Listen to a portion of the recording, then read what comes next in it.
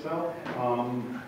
My name is Jack Conway, and I'm just going to explain the format and a very brief overview, he said, hopefully, and get out of the way. We have two speakers tonight, Jim Flanagan and Frank Venezia. I'll introduce them properly just before they speak. They'll speak for about 15 minutes each, and then we'll have questions and answers. Tina Tierney, if you don't know Tina, this is Tina. Tina will collect questions written on cards. You can include your name if you want, but you don't have to. It's the town of anonymous bloggers, so if you want to say that word. Tina will weed out frivolous questions, such as why do I get better looking every time you see me? Because I'm sure that'll be on people's minds. So, and she'll keep us on topic. Okay. The name of tonight's forum is the Financial Responsibilities of Elected Officials. We have two distinguished experts on the subject. And the reason we're here is we wanted to provide a firmer foundation for the public conversation about the East Greenbush town finances. We're moving into what I call the silly season, which is the elections and campaigns and all of that. It means we will lack good information, we will be full of misinformation, disinformation, and every other kind of deception. And that's not saying that about any one person, it'll probably be coming from everyone. So it's hard to know exactly what's going on, but we do know there are problems in the town. We're in our 6th year of junk bond status. We're in our 5th year since an OSC audit said that we lacked internal controls and we needed new accounting software. The Citizens Financial Advisory Committee has just been tasked with looking into internal controls, and our town controller implies we're at least a year away from what he calls earning the right to use accounting software, so we know that's a problem. We spent between $50,000 and $60,000 on 2 professional firms to tell us that our books from 2010 through 2012 can't be audited. We're still in debt, and we know that 2 years from now, $600,000 plus debt service payment is coming due, and we'll have it for 25 to 30 years. And unless some kind of creative solution is found, that $600,000 is going to be locked onto our tax bills, and off we go. So we decided that the whole conversation would benefit from taking the politics out. We have 2 speakers tonight, neither of whom knows anything about the finances of East Greenbush. So when you ask questions, it probably is best to make them more generic, because you'll have a better chance of your question getting picked. So neither has any connection to East Greenbush. They're both tremendously experienced people. So with no further ado, our first speaker is Jim Flanagan. Jim served on the town board of North Greenbush for 24 years, 2 years as supervisor. He spent 35 years on the board of the North Greenbush Industrial Development Agency, and that's a period which included the development of the Rensselaer Technology Park, the North Greenbush Venture Fund, and the North Greenbush Micro Enterprise Fund. He's a former director of the Rensselaer County ARC, a not-for-profit agency with more than 400 employees and a budget of more than $20 million. Jim will speak about the basic financial responsibilities of an elected official, but he'll also explore the ability of those officials to be proactive by way of economic development. Jim Flanagan.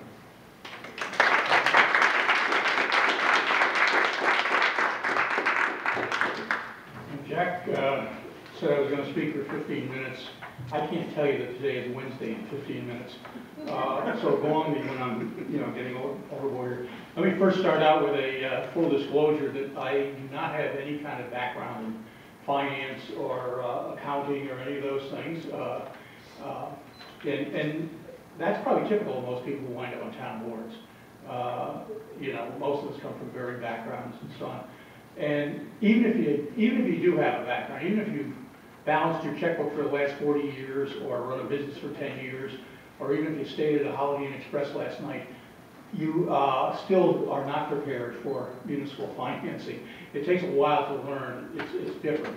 It has some real subtleties and some real differences and some things that takes a little while to get used to. It actually took me probably 3 or 4 budget cycles, and when I say a budget cycle, that's a year, before I really got a handle on what's going on. As far as it goes, the town supervisor has a limited number of appointments. The supervisor gets to appoint their own secretary, they get to appoint their own deputy supervisor, they get to appoint the town historian for some bizarre reason, and they get to appoint a controller or a director of finance. And that last one is really important because you've got to have somebody who's really good in that role. First guy we had as controller, he had a very abrasive personality, but he was good. He knew what he was doing. And that helped us an awful lot. And you could avoid a lot of problems that way. Basically, I just want to go through a little bit of the cycle that goes on here. The supervisor starts out and has to draft the budget for the town for the coming year. And that usually starts right about this time of the year. You start meeting with departments, and what I used to do is I'd have them give me their wish list, and I add it all together, and it would come out with something like a 39% tax increase if we gave everybody everything they wanted. And then you start doing things like, okay, what if we buy 2 police cars instead of 3? What if we do a 3% increase instead of 5? And you narrow those things down, and then finally you come out with the budget. And then the budget is actually presented to the town board. Usually it's September, October, but the town board then gets to react to that. And basically, they have to adopt the budget right before election time. Somebody sadistically put that into the state law, so I think it's the end of October that they have to do that. The cost of most things, goes up. Everybody here, if you've been to the gas station, you pay more money for gas this week than 2 weeks ago. You still pay a lot less than you did a year ago, but you forget that, And, you go to the supermarket, you've got to pay more for milk and bread or whatever. People, for some bizarre reason, don't think they need to pay more for government. And so a lot of people get into this whole thing about having zero tax increase. A zero tax increase is nice, but if you have it year after year after year, you're probably getting in trouble. And I can give you a few examples. The county, Rensselaer County, when Henry Zwack, when he was executive, he ran about 5-6 years in a row with zero tax increases.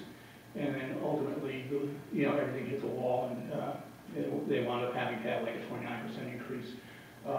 Steve Jaworski, when he was city manager in Troy, did the same thing. And, Mark Patterson went in and had to clean up the mess afterwards.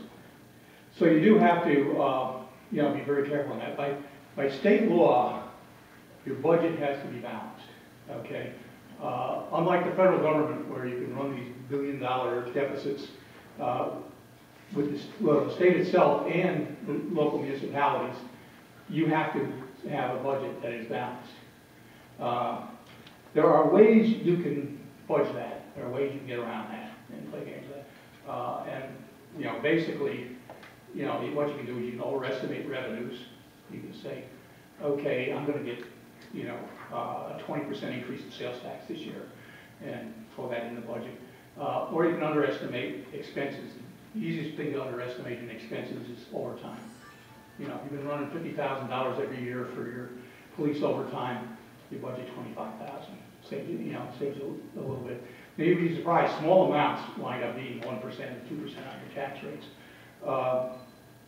And what happens is, at the end of the year, if your police overtime goes more than what you budgeted, you just say, well, gee, remember we had those investigations during the year?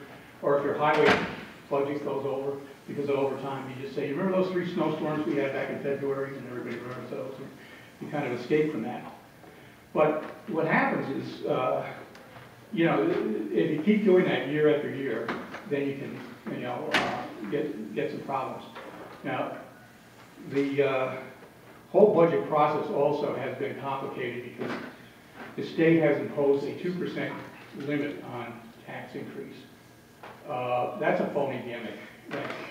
The first guys to do that, California, a guy named Howard Jarvis, had Proposition 13, where they put a cap on tax increases in the state of California. That was way back. I was a fairly new board member at the time of the town board. And over the years, what that did was that took the finest education system in the country and destroyed it. And today the California school system is in shambles. And that's the kind of thing that can happen. There's a lot of monitoring that goes on too, you're the supervisor, but you don't get to just spend money any way you want. All your expenditures have to be approved by the town board. They usually have an abstract of what it claims. What we used to do was we'd have a print of that abstract at our board meetings, and anybody who wanted to come could review those, and if people had questions, and sometimes people would have questions, but for the most part, most of the stuff is routine. Most of the things you spend money on. You also have outside CPA firms, and Frank is going to talk about that, and so I won't, get into that. But that's one of your best resources for, keep getting a handle on things and monitoring things. You also have the Office of the State Controller, and a lot of places, the controller comes in and they're doing an audit, and everybody is, oh my God, I hope they don't find out, I hope they don't catch me or whatever. And they view that as a negative, and it really isn't, it really shouldn't be. The controller, can be very helpful. And I know, like Mark Pattison, who went from working for me to being mayor of Troy and inheriting a real fiscal mess. The state controller was the one who, really sat him down and said, I'll take a lot of heat for you, and I'll help you get out from under this. And he had to make some tough decisions, but, he got cover for that. But the controller can be quite helpful. I am frankly surprised. I don't know a lot about East Greenbush financing, but what I do know from some of the controller reports, I'm amazed that they're not camped out there all the time. But in any event, that's something that the off-state controller can be a real help. The budget that you start the year with, that pretty much carries you through. At the end of the year, you do adjustments, and you'll always have those. You always have some stuff that you want to spend a little more for. Some stuff is, and some other pockets where you can take money and move it around. And you usually do those right at the end of the year. You usually do it right between Christmas and New Year's. You have a special meeting, nobody's there because everybody's out partying. And, that's fine. That also is an opportunity to play some games. And you have to be very careful about it. You can move money from different accounts. With the municipality, you have a general fund, a highway fund, and you have a bunch of special districts. You have lighting districts, sewer districts, water districts, ambulance. I don't know. I think you have fire districts and ambulance districts in East Greenbush, I'm pretty sure, and library districts. And what happens there is, like, we created a library district to move the library up out of the town budget so that our general fund looked better. And the ambulance, we created a special district and so on. Moving money from one of those special districts, you can move money from one of those special districts to the general fund or back and forth. If it's a short-term thing, that's not so bad, especially when the interest rates were really high. We used to borrow, because the monies would come in at different times of the year. But if you start doing that and not repaying it, that's a problem. And what's really a problem is not all of those districts have the same tax base.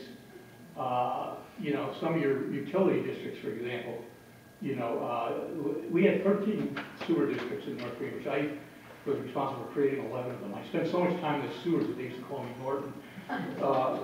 And your children age, so they were laughing when you remember Jackie Gleason. But each of them had a different tax base. And, yeah, we have extra money over there, but moving that around, that's not the same base as your general fund. So you have to be really careful about doing that. One of the things I do want to just mention, because not everybody looks at this, but the revenue side, that was something I did a lot of work on. Your largest source of revenue is the tax levy. And when you do the budget, you get down to the end and you come up with the total amount to be raised, and then your assessor has, the assessed value, divide that in, and that gets you your tax rate. And sometimes you have growth in the town, if you've had some, big additional expansions or whatever. that can be very, that adds to the denominator, which makes that tax rate a little bit better. That's pretty much a fixed amount. You know that at the start of the year, you know exactly what you're going to get. Any money that doesn't get collected by the end of March, you turn it over to the county collects it, and then the county makes a whole. Mortgage tax, another one that, at the local level you get. We were cruising along, getting about the same amount every year in the mortgage tax, and all of a sudden, one year it shot up, and what happened was people started refinancing, and, they refinanced their houses, and we got a big shot in the arm with mortgage tax. We got a big shot in the arm when we built a 50-unit senior citizen housing complex, because 40 of those units were taken by people who had senior citizen exemptions, and the people who bought those houses were younger people who didn't have that exemption. So, you got some increases there.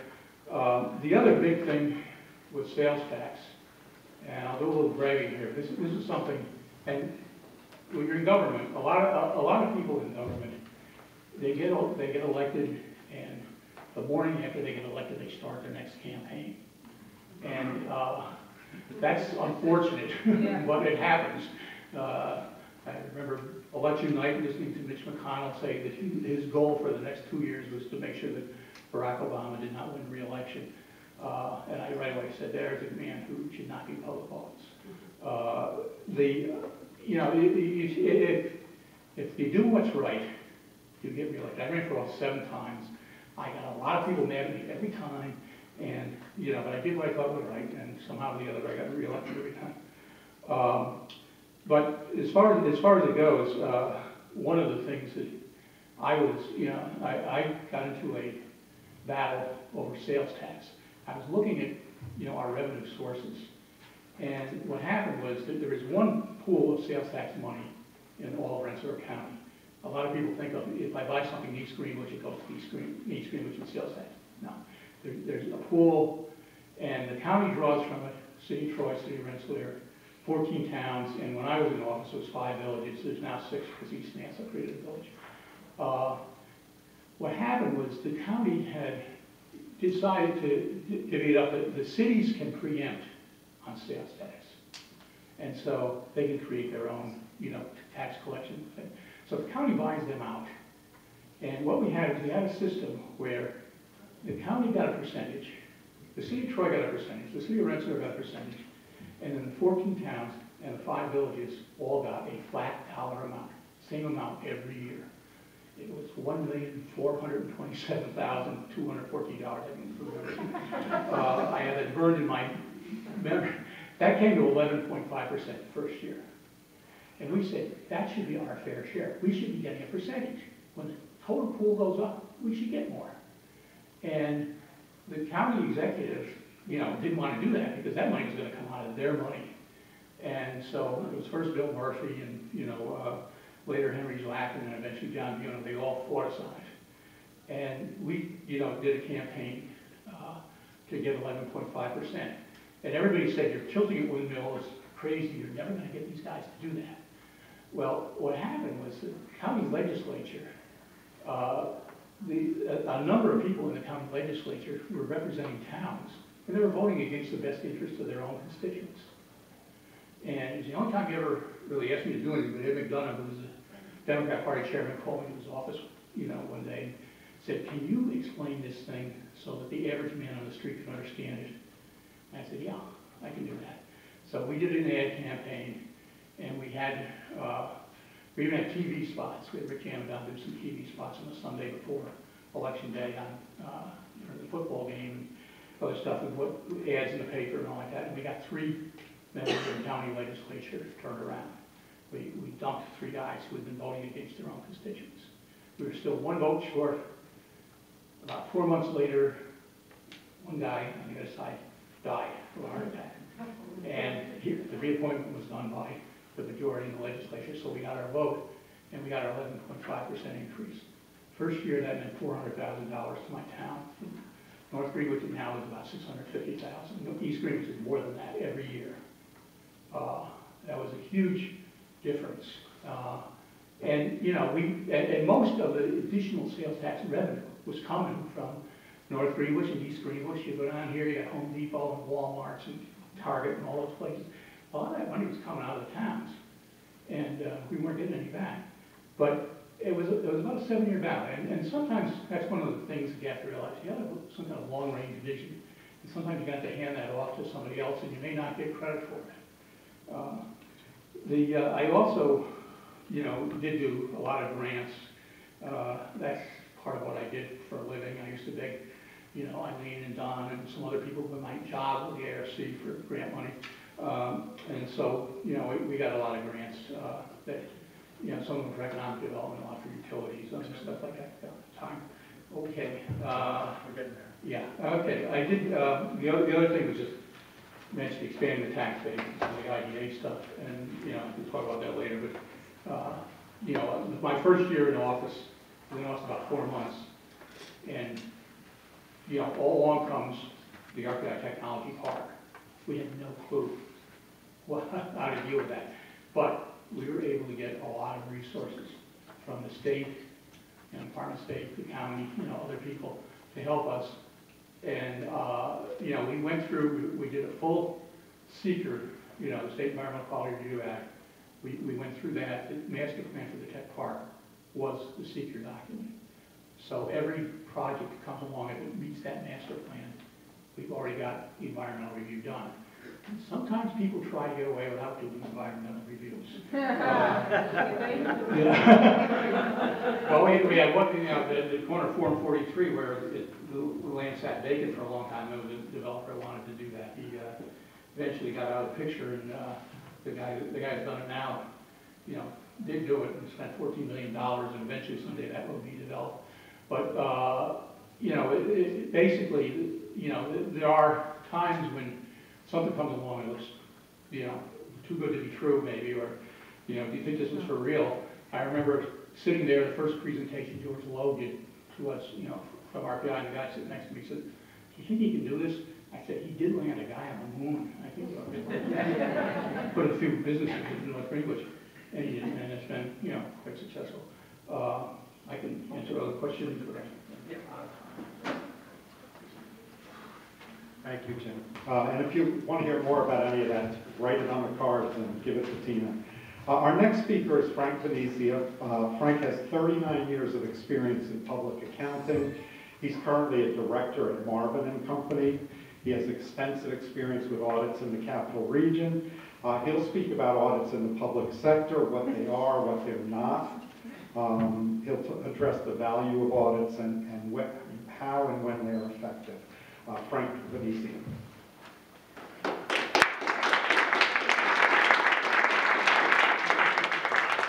Thank you and good evening.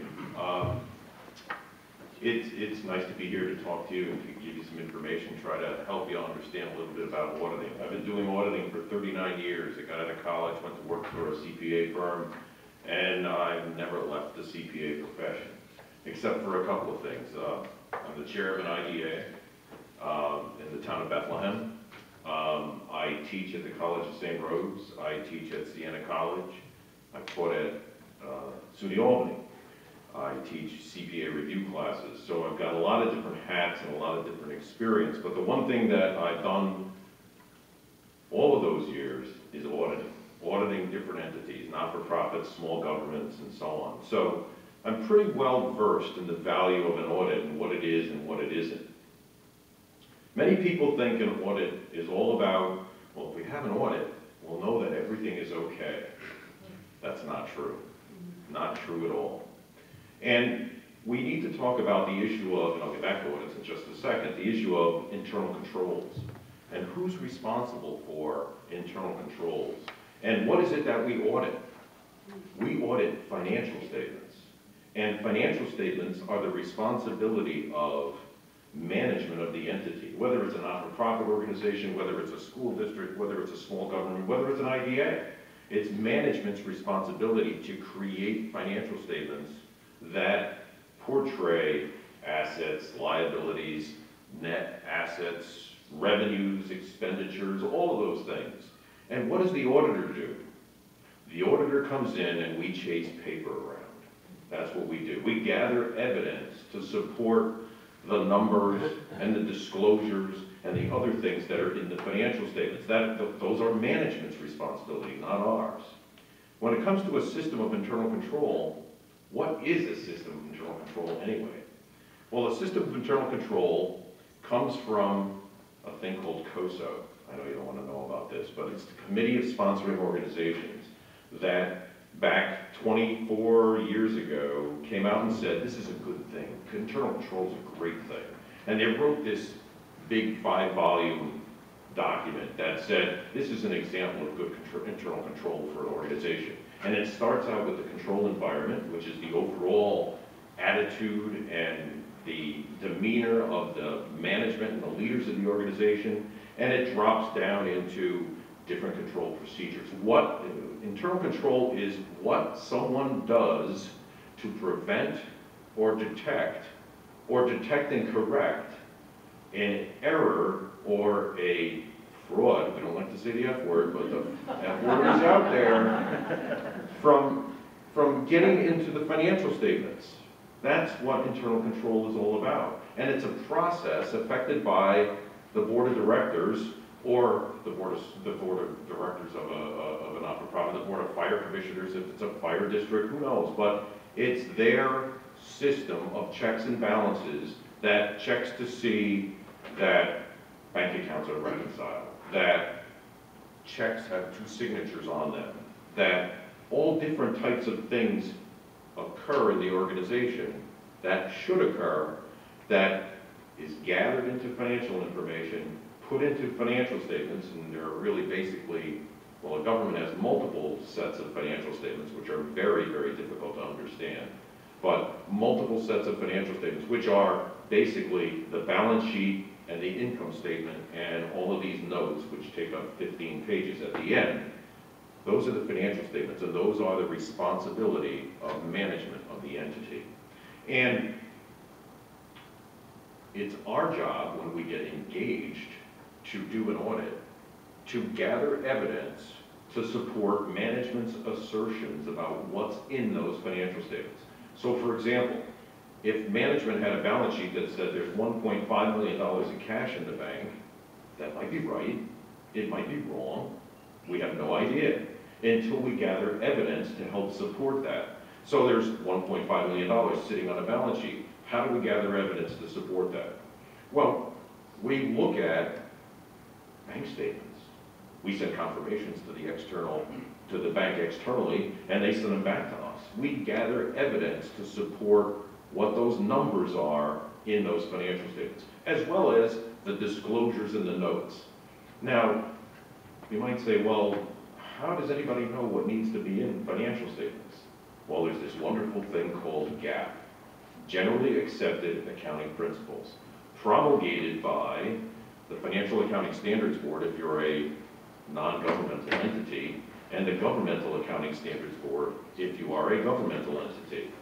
So one of the things you can think about when you think about auditors, there's a rule book out there written by some overarching entity that says this is what generally accepted accounting principles should be in a set of financial statements for this particular entity.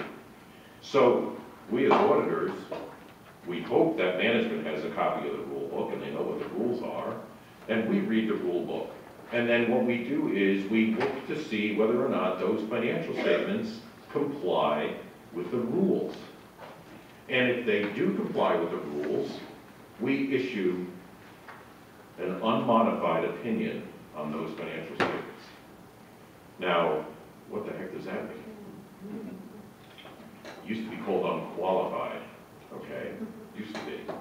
There's new language now, about 3 years old, that says if, when we go to gather this evidence, we can get enough evidence to support the $1.5 million, the $40 million of revenue, the $39 million of expenditures, if we can chase enough paper, and it's electronic now, but paper, when I grew up in auditing, that's what we chase this stuff all around. If we can find enough invoices, enough canceled checks, and so on and so forth, we can issue an opinion that says 2 things. In our opinion, those financial statements are materially correct. They're not correct, they're materially correct. They're not accurate, they're materially correct. And they are in conformity with the rule book. The rule book that the client has decided they have to follow to create these financial statements. So when we issue an unmodified opinion, it means two things. One, in our opinion, we gather enough evidence, and we say this in a report that's about 2 pages long. And I always start on page 1 because page 1 is the only part that belongs to me. The rest of it is the client's financial statements. So the unmodified opinion says we got enough evidence, we can reach a conclusion, and we believe that these financial statements are materially correct and in conformity with GAAP. That's what an audit does. Now there's 4 different opinions we can issue. The unmodified means that we have no exceptions, we have no problems, it's materially correct. We gathered enough evidence, there was enough there, we think that these financial statements are materially correct and conforming with GAAP. There's an adverse opinion. Adverse is the one that no one wants. They hate to write us the check at the end when we say, well, we're going to issue an adverse opinion. And by the way, give me like $30,000, because the adverse opinion says it is conclusively wrong. It is not materially correct, and it's not in conformity with whatever rule book that they're following. Nobody likes those because it makes the financial statements kind of useless. Well, we can go to the client, we can say, well, you do have a choice. You can modify it. Here's what we detected as being wrong. It's this and this and this. You can fix those things and we can turn an adverse into an unmodified. That's an option. Sometimes clients don't want to do that. They say, no, we believe that it's correct the way it is because it's what we want to portray. Our job, we're like umpires. We're out there and we say, well, we read the rule book, we looked at what you got, doesn't agree, adverse. We can issue a disclaimer. Nobody likes those either. I just had a client that said, well, why did we pay you to do the audit? The disclaimer is no opinion. I can't tell you it's right, I can't tell you it's wrong, but I can tell you that I can't come to a conclusion as to whether or not these financial statements are right or wrong. It's called a disclaimer. We disclaim any responsibility for those financial statements.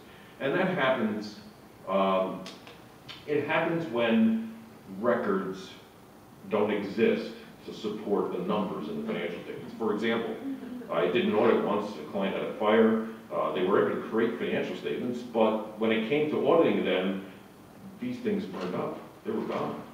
So we had to issue a disclaimer because I couldn't gather evidence to support the numbers. And it got filed with a funding source, you might remember OMRDD, and they called me up and they said, we can't accept this, we need a certified audit. I said, well, I don't know what a certified audit is. This is, in my opinion, on those financial statements. It took a long time, but I finally got them get them to understand. If the records don't exist, I can't reach an opinion. Disclaimer is the opinion.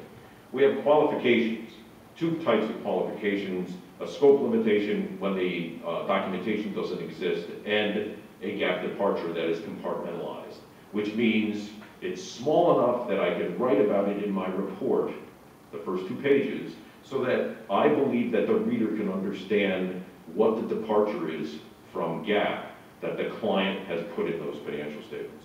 And you might see that when the client uses property, plant, and equipment, and they put it in a replacement value. Okay, this is what we have it insured for. That is a departure from GAAP. GAAP says, no, you can't do that. It has to be at historical cost. Okay. So there's 4 types of opinions. Unmodified, that's what you want.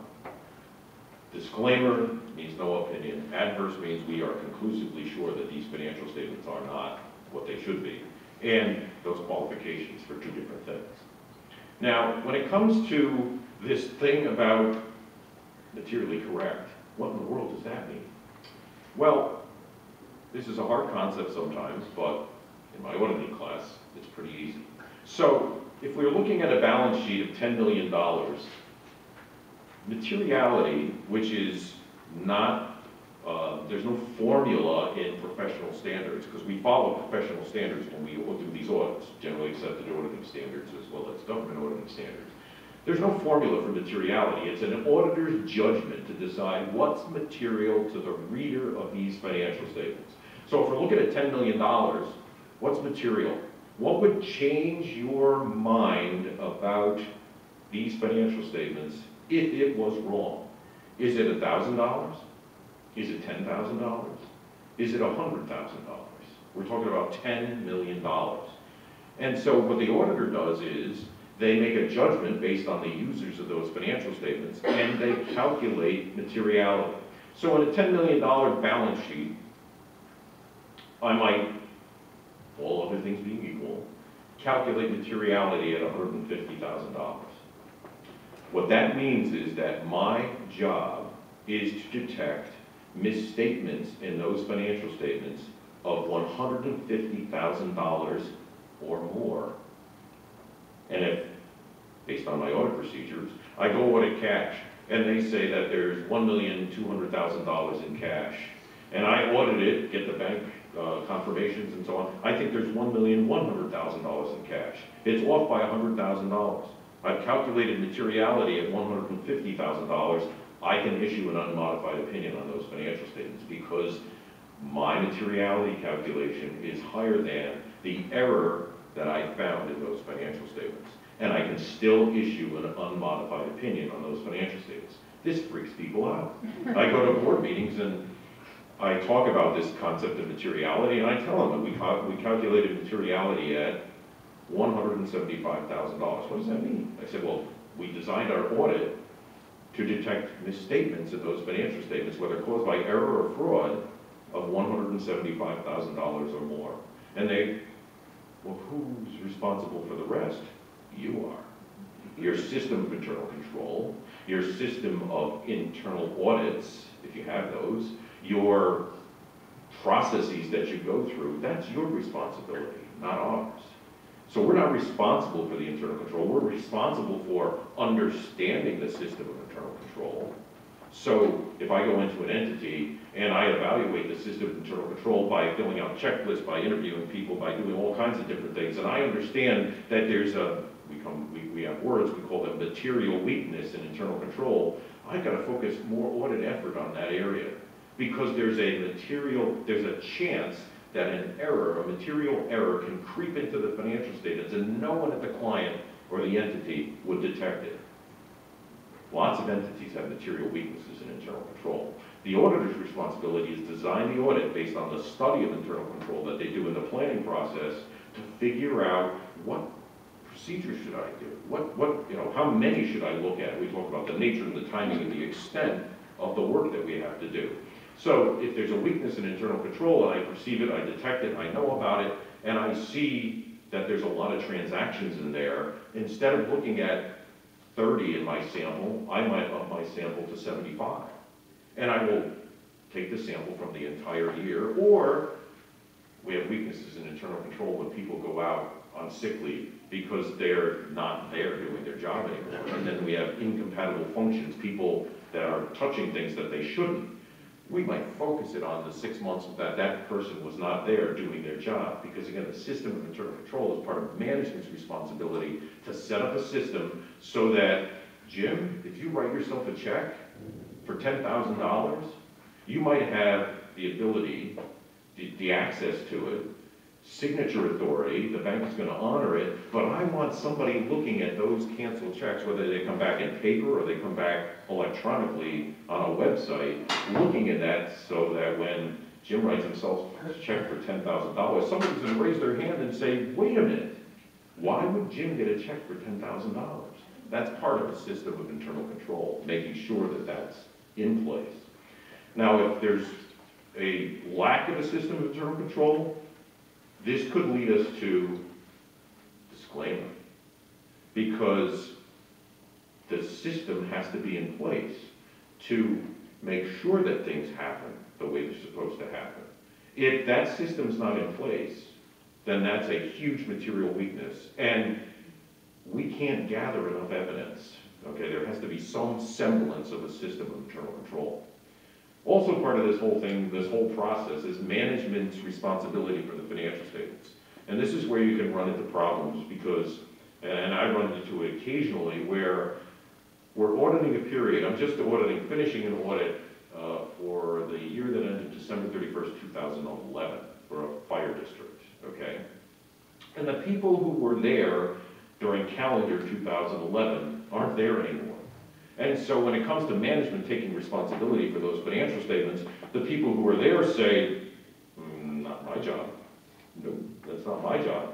But I have to get them to understand that it's to the best of your knowledge, you provided us all the information, that you answered all our questions honestly and truthfully, and we asked for a thing called a representation letter, where they take responsibility in writing for those financial statements.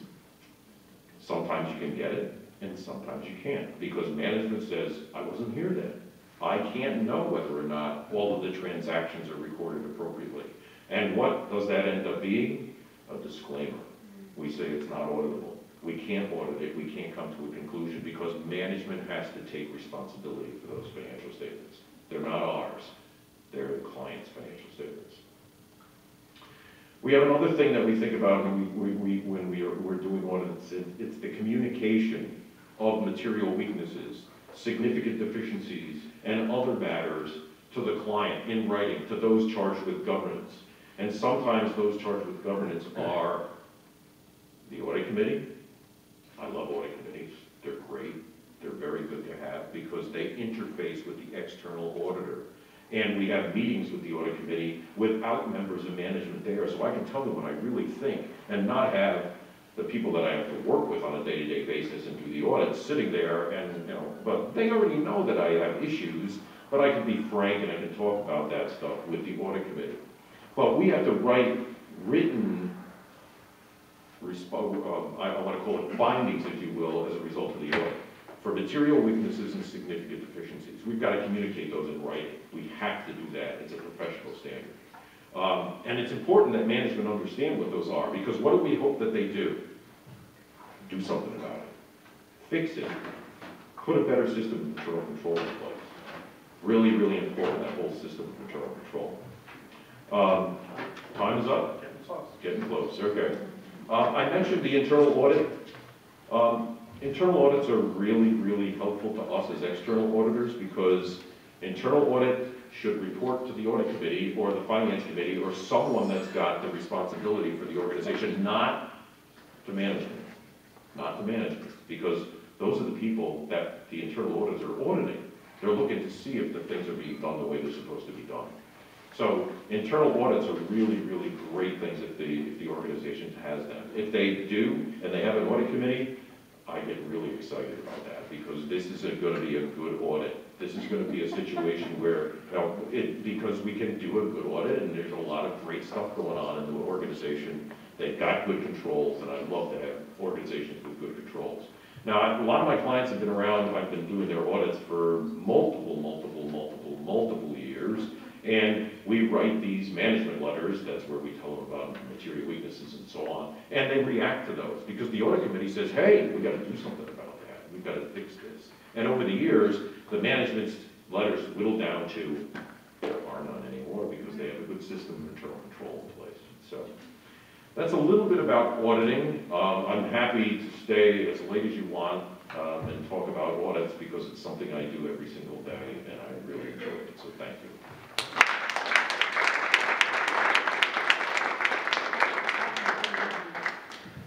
Thank you, Frank. We have two speakers who like audits, who embrace audits. It seemed a little foreign. Tina, do you have questions to have people? Yes, I'll start with the first one for Frank. Frank, what can a citizen do to ensure appropriate internal control procedures when the government is secretive? Well, you got to go to the town board meetings. And, I go to a fair number of town board meetings. Being the chair of an IDA, I have to report to, I'm the chair of the town of Bethlehem IDA. I have to report to the town board. And so I go to those meetings, and at the beginning of every meeting, there's a period of time where citizens can get up and ask questions and talk to the town board as well as the supervisor and express their dissatisfaction with whatever it is that is bothering them. They should also be talking to the other town board members and telling them how important this is to them, that there be appropriate internal controls. Lots of organizations have audit committees, and on those audit committees sit CPAs who understand what control should be, and they help the organization. I sat on an audit committee for a non-audit client. I can't audit them because I'm not independent. And I sat on an audit committee for a non-audit client for 6 years. And I helped the other members of the audit committee understand what the issues were when they were interfacing with the external auditor, as well as when they were debating whether or not they should put in a different internal control and so on. We took those management letters, we pulled them apart. It's tough when the governmental entity is secretive, okay? As a chair of an IDA, my governmental entity said, Frank, you will have broadcast IDA meetings. They will be broadcast over the internet. That's what they said, because we want to make sure that there's transparency. Well, members of the IDA didn't like that to begin with, but now it's regular routine for us. But you know, that's my answer to you. You got to go, and you got to go to the town board meeting and talk about the issue and make sure that they understand that this is an important issue. And if I could, I'd go with you, but I can't. Okay, the next question is for Jim. Jim, what is the effect to the budget when there are repeated huge tax certiorari settlements? Okay, just run that by me. Sure, what is the effect to the budget when there are repeated huge tax certiorari settlements? Okay, well, basically, if you remember that formula that I told you, when you get down to the bottom line, you take your total amount that you have to raise with taxes, and you divide that by, you know, the assessed value. If people are challenging assessments and winning, you know, that can be a problem. Obviously, if there are, you know, legal actions where the town has to pay, and it goes beyond what their insurance is, you know, that can also affect your bottom line. It winds up that it can affect that. And the problem is you set that tax rate at the start, when you adopt the budget. So the tax rate for 2016 will be set probably around the start of November of 2015. And if in the course of 2016 you have things that happen, you know, legal settlements and so on, that go against the town, that's going to create a hole, you know, at the end of the year. You may have other sources of revenue that make up for it. You may have, but you know, it's an ongoing challenge, really. You know, looking at stuff month by month. I know that you know, we always looked at stuff. Actually, we had this more with like not-for-profit agency where we monitored things on a monthly basis, because there were times when stuff, you know, some of our revenue sources went up and down dramatically. And, you know, there were times we had to make some pretty drastic adjustments in the middle of the year. It's a little harder, you know, with a municipality. I would say the municipal budgets are a tricky process. Can I add something to that? Yeah.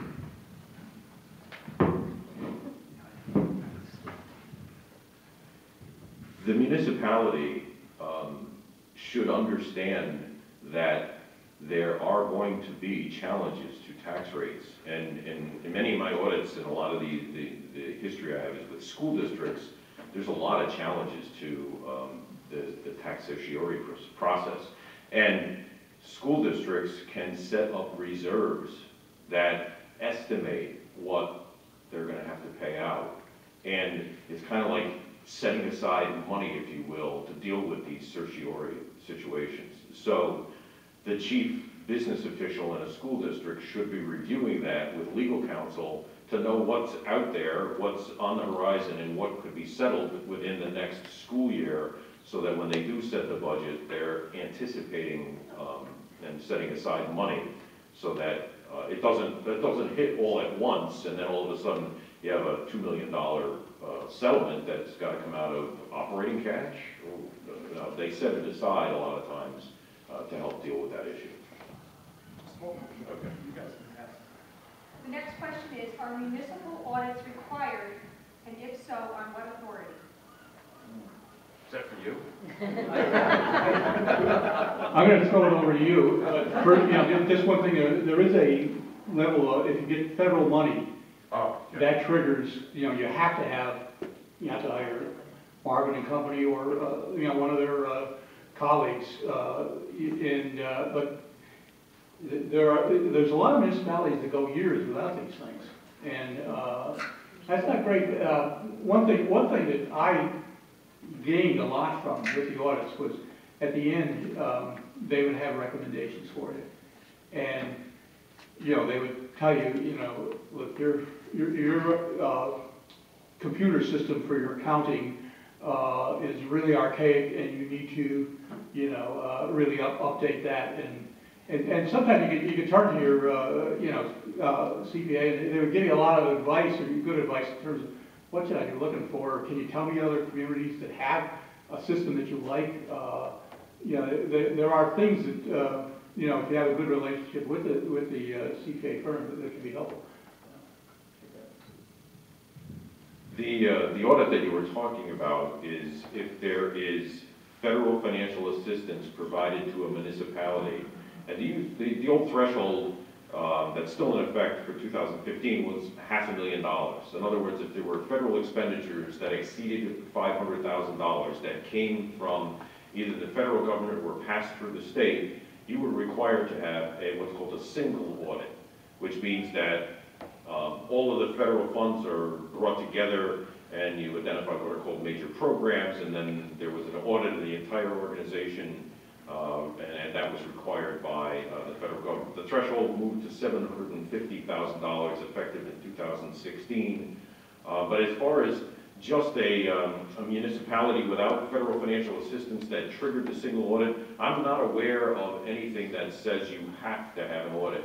A lot of times it's the municipality itself decides that an audit's a good thing to have, and I wholeheartedly support that, because if you don't have an audit for like 10 years and all of a sudden you say, well, we want to have an audit this year, there's a lot that goes into that past 10 years that we as auditors have to be concerned about. What happened in those 10 years that had an impact on fund balance and so on? So it's a good practice to have an audit on an annual basis. This card has 3 great questions, so I'm going to start with the first one. What are some revenue-generating opportunities related to having a brand new state-of-the-art sewage treatment plant? Revenue generating from sewers. We increase the charge. That's an interesting situation. I got a basic question, but why do you have a treatment plant? Why does East Greenbush have a treatment plant? The county has a plant less than 2 miles from your plant. Why do you have a plant? And you just paid a lot of money to upgrade that plant. You just went through a moratorium period where you couldn't, you couldn't expand, unless you're trying to build a casino, I guess. But they, like Regeneron, which is, a growing company in your town, very good company, by the way, they wanted to expand their facilities, and they needed, you need state-of-the-art pretreatment for the kind of stuff they do, and the county had to extend from the county sewer district up to Regeneron because the town couldn't accommodate it because the town was under moratorium. But that's just a basic question. I'm putting my Norton hat on. We didn't have a treatment plant. There's some places where you have to have it. If you're Hoosick Falls, you ain't got no options, but you can't get it destroyed. But the plant that Rensselaer County has is sitting right down there in the river. You drive up 77, you see it. It's in North Greenbush, but it's a very short distance from East Greenbush. So my first revenue generating thing would be sell it to the county. Oh! And actually that would have some positive, could have some positives because you run into some problems, in times of heavy rains, and other things like that because you get a lot of infiltration inflow. Or if one of the plants is down, it gives you a backup system. So there are some creative things you can do there. Having a plant, should allow you to have some growth and expansion in the community. And the reverse of that has been what you've seen, where you had a moratorium where you were limited in terms of your growth because of that. As far as it goes, the state has a drinking water revolving loan fund DWRLF. That sounds like the initials on one of those things at the back of Metroland, but it's not. It's nowhere near the site. They give. I used to get, you know, loans from them. They also have grant money, and recently, the state gets a chunk of federal money, and recently they allowed the states to expand the amount of it that's grant money. I don't know whether East Greenbush has applied for financing through that fund, but they should be getting low interest loans. Right now, the loan rate is not that high, but it should definitely be getting something and trying to get some grant money out of that fund. That was the fund that the governor wanted to raid in order to build the Tappan Bridge. I don't know if you remember reading that. And the young guy who ran that fund, his parents have a nice place over Cape Cod that we stay at. So. The next question, I hope I read this correctly. Could you say some things about the difference between an OFC AUD document and an actual audit? Okay. Well, the AUD is what's called the annual update document, and it's a document that's prepared by a municipality, a fire district, and it's submitted to the Office of State Comptroller as what happened in the past year. In many cases, we audit those because it's a document that is prepared under, let me call it, a different basis of accounting. It's prepared on the basis of accounting promulgated by the Office of the State Comptroller. So here's another rule book, okay? And that document, in many cases, we audit that because it's expensive to take the information in that AUD and move it into a set of financial statements that are in conformity with GAAP. Now notice, the AUD is prepared on a basis of accounting promulgated by the Office of the State Comptroller. They tell the municipality, or the fire district, whatever, how to record revenues, what to do, and so on and so forth. If you want financial statements that are in conformity with GAAP, that's a different basis of accounting. So we could audit the AUD. You could take the AUD and modify that information in there and produce a set of financial statements that are in conformity with GAAP. We could audit those. We could audit all kinds of different things. But in a lot of my municipality audits, we tell them we'll audit the AUD. That'll give you reasonable assurance that, now you guys can say it, it's materially correct and in conformity with the basis of accounting that you are following, or not. So, that, I think, answers what the difference is between the AUD and both of them can be audited. One's a set of financial statements in conformity with GAAP, and one's the AUD, which is on a different basis of accounting. Okay, the next question says, our town has no internal controls. Can you make some recommendations on the way our CFAC can proceed with writing internal controls? I brought some documents. Management's responsibility for internal controls from the State Comptroller's office. And I brought the practice of internal controls from the State Comptroller's office. So, you know, internal control is a tough thing. You have to want to have a system of internal control from the top. It's the control environment that's important, that says, I'm all about transparency. I'm all about making sure that the right things are happening. These controls are all about people doing certain jobs within the organization. And we talk about preventative controls, directive controls, downstream controls. There's all kinds of different internal controls, a lot of which are in this document. You don't need to reinvent it. It's all right here. It tells you in real easy terms what kind of controls should there be. And there's some that you should start with. There should be controls over cash coming into the organization. Okay? There should be controls over cash going out of the organization. Those are important controls. Those are the first ones that I would try to make sure that are in place. Because the way that the F word happens is because people have access to things that they shouldn't have access to. They can write checks, no one reconciles the bank account, or the same person reconciles the bank account who has access to that.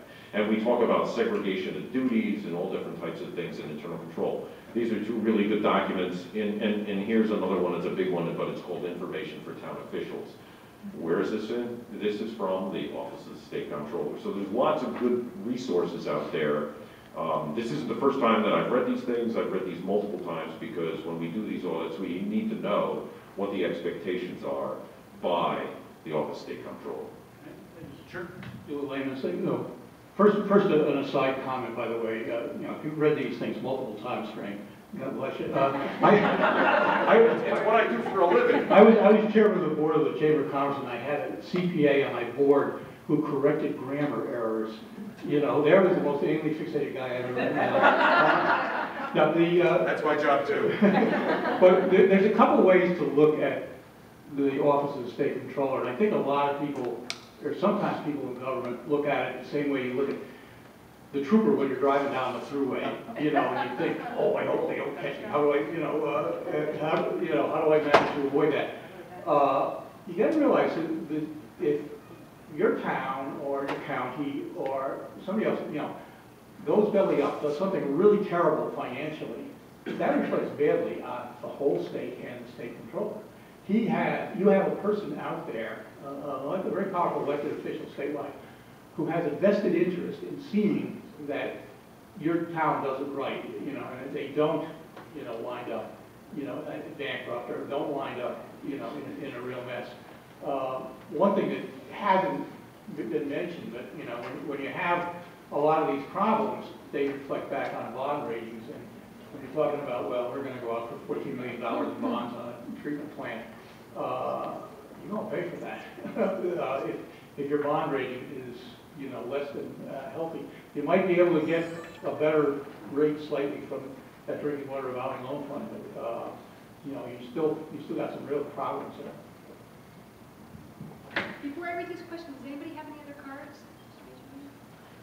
All right, this next one says, what are the top 3 local government consolidation opportunities? Top 3 local government consolidation, in your case, sewers. It's interesting because everybody, when they talk about consolidation, the first thing everybody suggests is cops and firemen. I think nobody wants that. They all want the firemen, you know, right near them. There's one county out in the central part of the state that I believe consolidated all of their assessor offices. Who cares about the assessor? You know, they don't even know who he is. But it's really important because the assessor is a very technical position, has to have a lot of skills, and you know, has to have a lot of training. And you know, what they did was they just hired all of the ones who were trained, who were skilled, and had them work in his office. But there are things like that you can consolidate. You can consolidate. You know, I remember trying to do something very simple. I wanted our highway department to get its gas from the county highway garage that was in my town. And boy, did I get grief on that. I tried consolidating the, you know, we did not have a public works department. We had a separate water and sewer and recreation and so on. And we tried consolidating that with a highway, and people would wind up losing their vote for highway superintendent. And even though our highway superintendent elections have been unopposed in the last 10 years, you know, I get my head handed to me for trying that. So it is tough to do consolidation. Last question, unless anybody has a card, just let me know. You have one more? Any other card? Okay, I'll read this and I'll get Marion's other card. What is the one expenditure that burdens local budgets that constituents might not even notice is cut? One expenditure. That burdens local budgets that constituents might not even notice is cut. There's a number of things that municipalities do they pay money for that the average man on the street is not that aware of. Okay, and you know, sometimes you can get away with not doing some things. You know, not having a CPA audit, for instance, you know, if you don't have the 5%. I used to drive me crazy because I would get grants every year from HUD.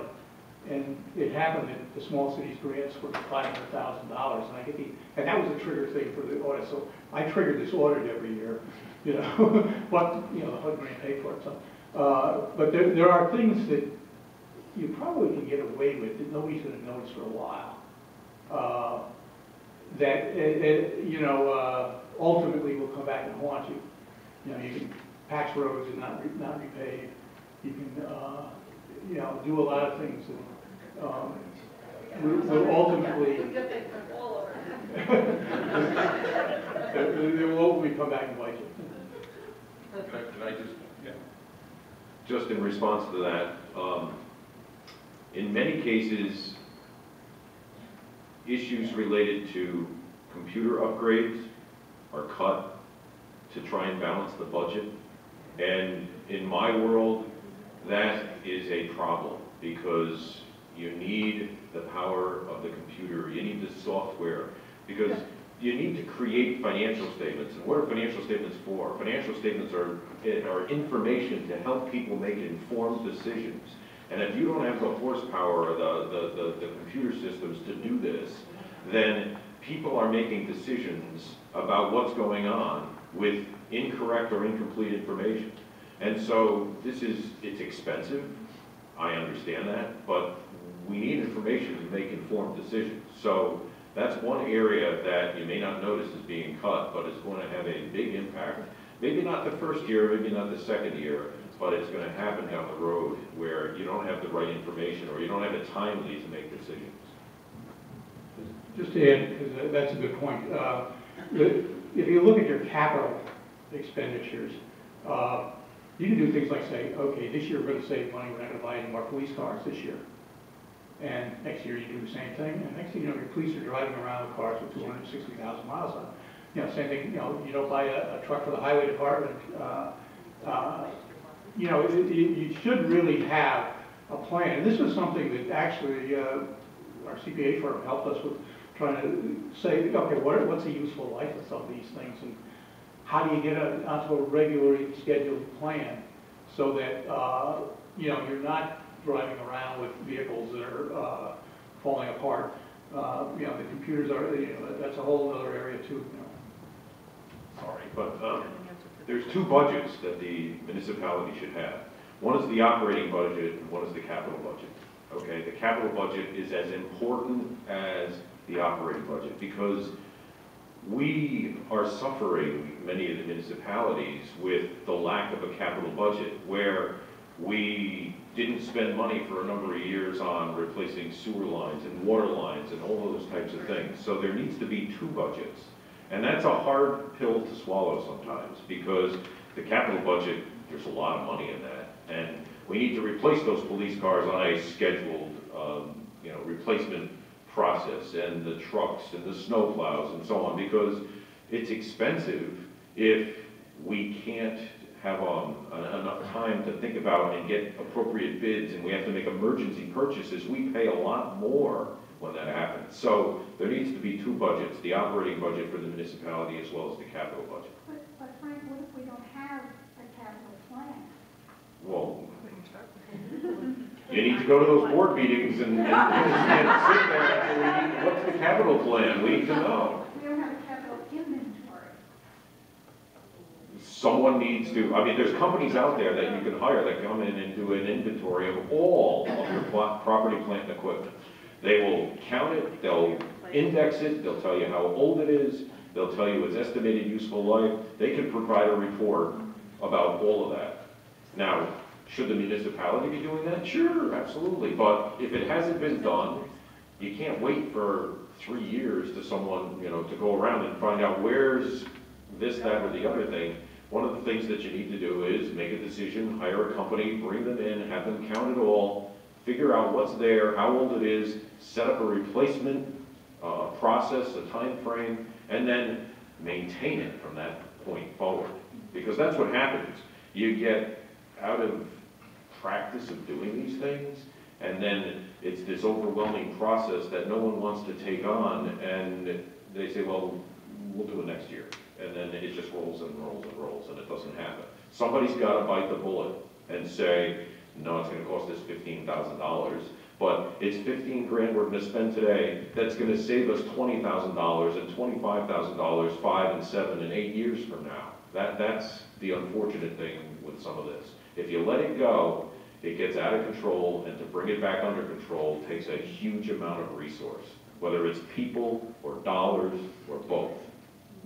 Excuse me, Jim, if I could just, you alluded to the bond issue we have here for the sewage treatment plant, and I guess I don't have a firm understanding of where the criticism is for that. Under the assumption that that plant needs major reconstruction, and it's going to be East Greenbush's plant for the foreseeable future, and under the assumption that the bonding process was legitimate,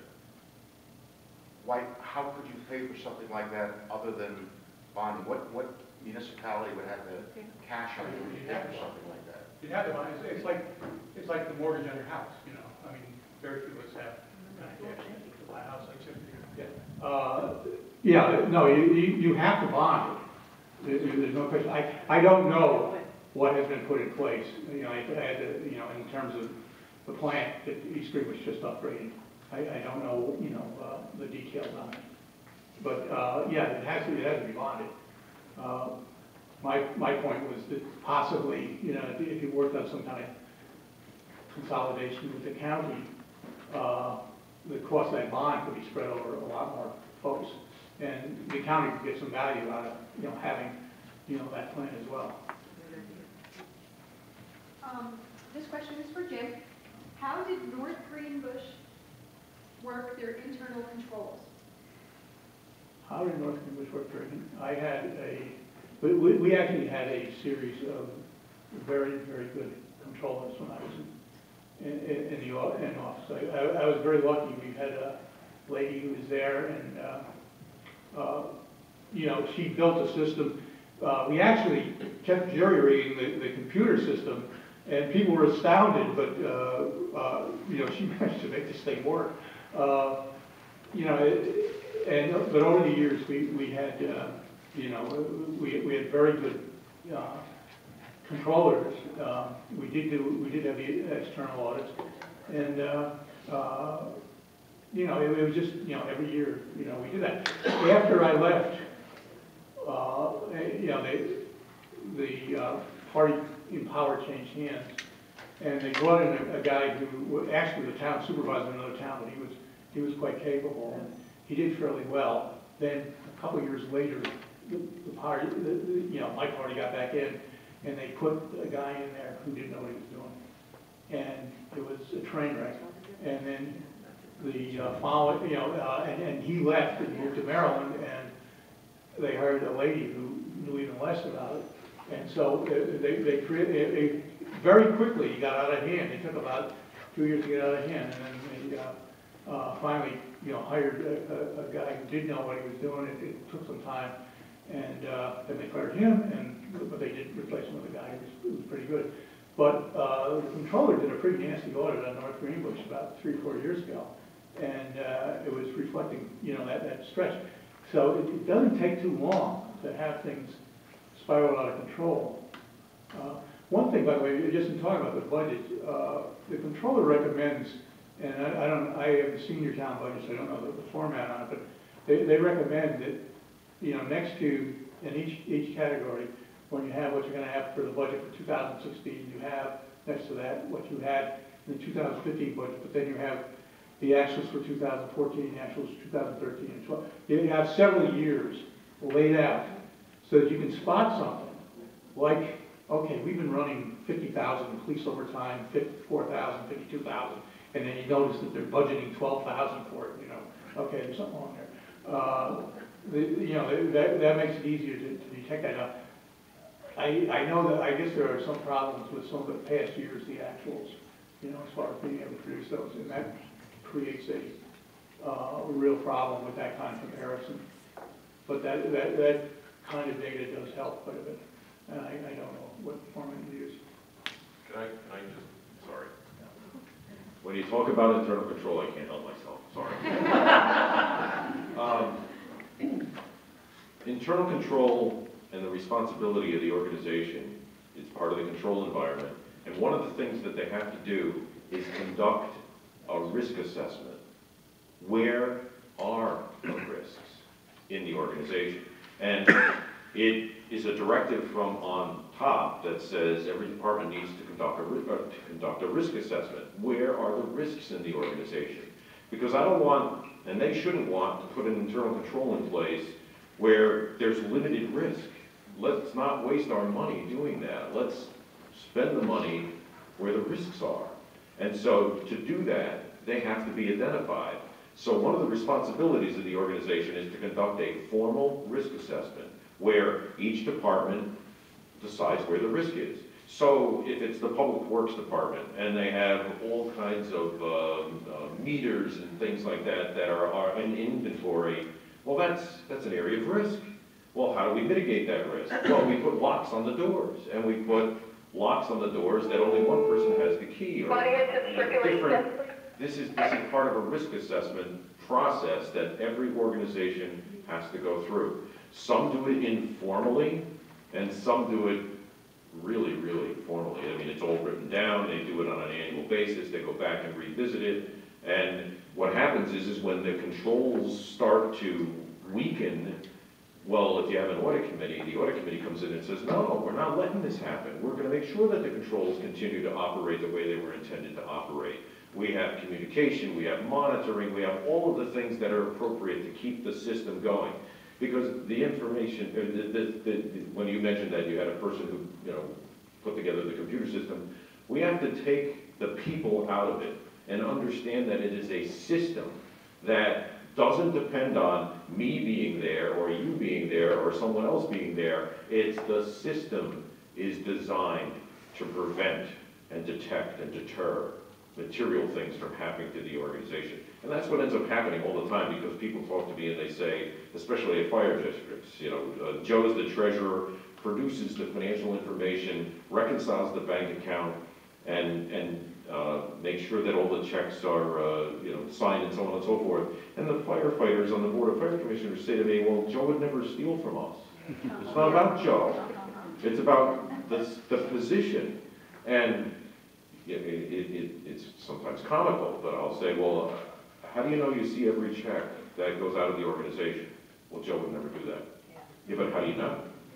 Well, someone needs to look at that, and that has to be someone's responsibility. They report that they did it on a monthly or periodic basis to the organization. So it's the risk assessment and then establish the controls, make sure that they're monitored so that they continue to operate. This question reads, can a municipality still have its application accepted by the State Financial Restructuring Board if it is deficient in an auditable financial records? I have no idea. I would think that would be a good justification for why you should have an application accepted. I used to, with grant writing, sometimes I used to use really bad situations. Like I had one neighborhood where every septic system was failing. And I got the county health department to write this up and, say, we're going to condemn all these houses. And, then I got the state controller's office to say, these people can't afford to pay for the sewers. And I kept, I went back and forth 2 or 3 times. I had all this wonderful documentation. I went to HUD, and I got the $500,000 grant towards, that sewer district. Okay?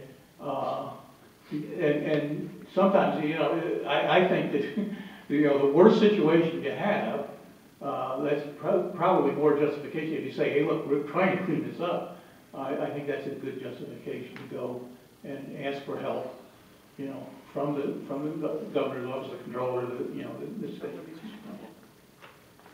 We have room until 8:30. I'll read this last question, and we'll just keep our eye on the clock. And this is specific to East Greenbush. So It says, our comptroller states, we have not earned the right to buy an upgraded computer system for financials because of the lack of information to put into it. How can a comptroller do it? I'm not sure how you earn the right to do that. Let me, Frank knows a lot more about computers than I do. I tell people my ability to fix anything with my computer went downhill when my consultant started kindergarten. I'm of an age where I really don't know how to do an awful lot with that stuff. But earning the right to, that makes sense. Well, he started in January of 2014, our comptroller. And he says that since January, he's been learning and discerning all of our financial transactions and records, and that we haven't earned the privilege yet of buying functioning accounting software. And he's actually calling our accounting software broken beyond repair. And yet, this is what he's using to churn out numbers that he's currently plugging into an EUD for 2014. So on the one hand, he's saying broken beyond repair, still learning and discerning, and yet he seems to somehow be functioning. We're not really sure how. And now the supervisor is claiming that out of like a $2.3 million interfund borrowing debt, we're down to owing only $750,000, but we have no accounting software that can legitimately prove that. It is disturbing. I'm on the town board, I'm frustrated. I can imagine. Yeah, yeah, it's bad. And you can't understand him like you can understand you. He talks in this other I language. understand completely. Let's hire him. It's really hard. Fire the other guy and hire him. No. Yeah. Well, yeah, okay. Whenever somebody new comes into an organization, before they can recommend what kind of software and so on, they do have to spend a period of time to understand the organization, the sources of revenue, and how the money goes out, and all of that different stuff. Now, I can't answer as to how long should that take, but I don't understand the commentary that says you haven't earned the right to get new accounting software. I mean, I could say, it would be more appropriate to say, I think that I haven't yet decided the type of software that we need to accomplish the information gathering that's necessary for a municipality of this size. I can understand that, but earning the right doesn't make any sense to me. We don't need software. To be honest with you, you can do accounting the old way we used to do it on green paper and so on, and which is labor intensive, and it's fraught with error, but computers have errors in them too. The thing that the computer does is it makes it come together a lot faster, with a lot more speed, with a lot more accuracy, as long as we set it up appropriately and so on. And so it would be hard for me to say you should have known by now what software you need. Okay, it's hard for me to say that. I think the question that should be asked is, what the heck do you mean by that? Because it makes no sense to me. I don't understand. Those are all of our questions, so thank you everybody for submitting them.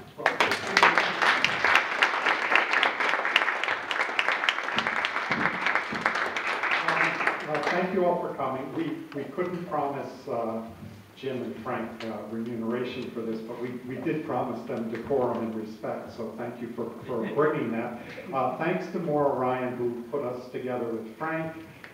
Thanks to everybody who put us together with Jim, because a lot of us know Jim and have admired and respected him for a very long time.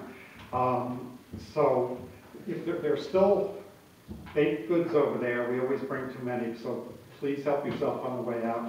And thank you very much for coming.